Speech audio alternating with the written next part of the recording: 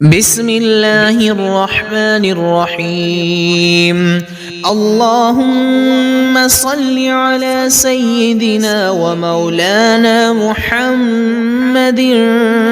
صاحب التاج والمعراج والبراق والعلم، دافع البلاء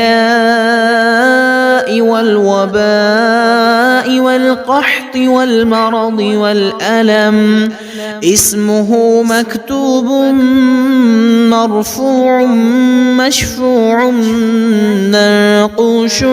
في اللوح والقلم، سيد العرب والعجم،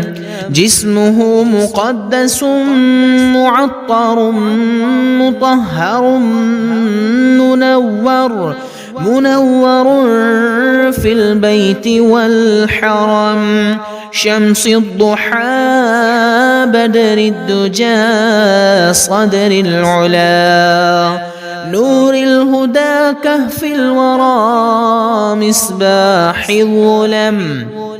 جميل الشيم شفيع الأمم، صاحب الجود والكرم، والله عاصمه وجبريل خادمه، والبراق مركبه والمعراج سفره، وسدرة المنتهى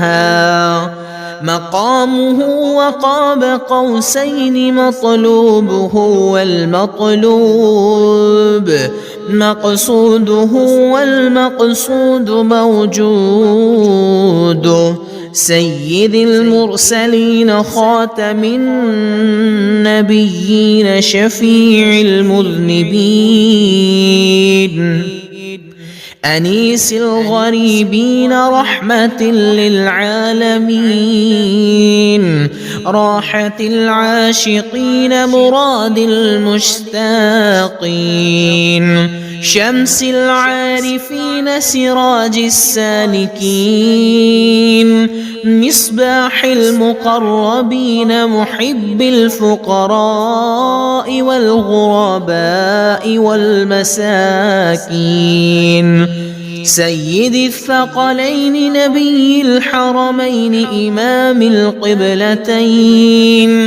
وسيلتنا في الدارين صاحب قاب قوسين، محبوب رب المشرقين ورب المغربين،